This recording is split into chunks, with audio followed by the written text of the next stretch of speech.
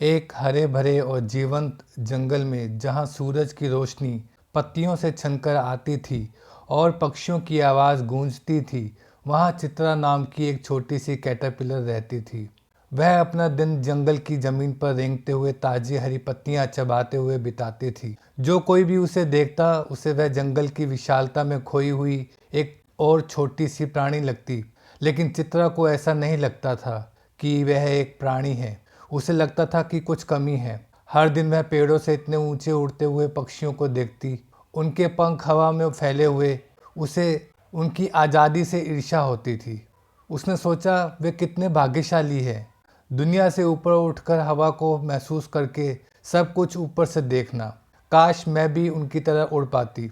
लेकिन चाहे वह कितनी भी कोशिश करे, वह छोटी सी धरती से बंधी और साधारण सी रहती। एक गर्म दोपहर में जब वह एक पत्ते से दूसरे पत्ते पर धीरे धीरे जा रही थी, तो चित्रा को अपने शरीर में एक अजीब सी भारीपन महसूस हुआ। उसकी हरकतें धीमी हो गई और एक अपरिचित थकान उस पर छा गई। उसे समझ नहीं आ रहा था कि क्या हो रहा है। उसने आगे बढ़ने की कोशिश की, लेकिन यह एहसास और भी मजबूत होता गया। फिर उसके भीतर एक शक्तिशाली इच्छा पैदा हुई।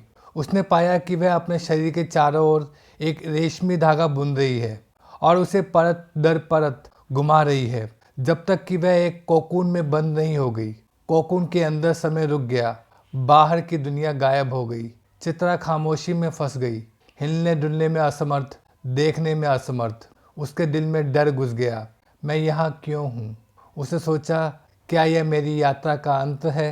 अंधेरा अंतहीन लग रहा था, लेकिन जैसे जैसे दिन बीतते गए, ऐसा लग रहा था जैसे उसका शरीर कोई ऐसा रहस्य फुसफुसा रहा हो जो उसे कभी पता नहीं था। धीरे धीरे वह शांति के आगे आत्मसमर्पण करने लगी। बाहर जंगल आगे बढ़ गया, बारिश हुई, सूरज उगा और हवाएं पेड़ों के बीच से नाचने लगी। अंदर चित्रा बिना कारण जाने अभी भी प्रतीक्षा कर रही थी। फिर एक सुबह एक नरम गर्मी ने कोकून को छुआ। जैसे ही वह बाहर निकली, उसने खुद को अलग तरह से हल्का और मजबूत महसूस किया। उसने खुद को नीचे देखा और चौंक गई। जहां उसका छोटा निकता हुआ शरीर था, अब उसके नाजुक चमकते पंख चमकीले रंगों में रंगे हुए थे। वे नीले, सुनहरे और चांदी के रंगों में सूरज की रोशनी में चमक रहे थे, जो एक मास्टरपीस की तरह मिश्रित थे। चित्रा ने पहले अपने पंखों को अनिश्चित रूप से फड़फड़ाया, फिर बढ़ते आत्मविश्वास के साथ उसने महसूस किया कि वह जमीन से ऊपर उठ गई है।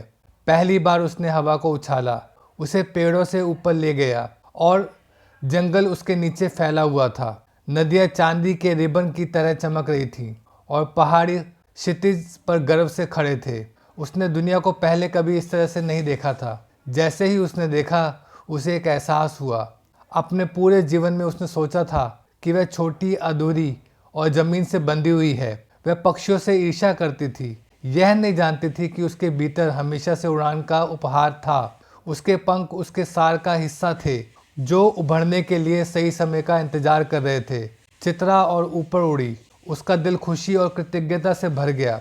उसने महसूस किया कि वह अंधेरा कोकून जिससे वह कभी डरती थी, एक जाल नहीं बल्कि परिवर्तन की जगह थी। शांति, स्थिरता, प्रतीक्षा, यह सब उसके लिए यह जानने के लिए आवश्यक था कि वह वास्तव में कौन थी। उसकी यात्रा एक गहन सत्य बन गई। हम अक्सर सोचते हैं कि हम छोटे, अलग और अधूरे हैं। जीवन कुछ नया बनने के लिए नहीं है, बल्कि इस बारे में है कि हम पहले से क्या हैं। यह छांदोग्य उपनिषद का ज्ञान है जो सिखाता है, इस संपूर्ण सृष्टि में जो सूक्ष्मतम तत्व व्याप्त है, वही प्रत्येक आत्मा का सत्य स्वरूप है और वही तुम हो।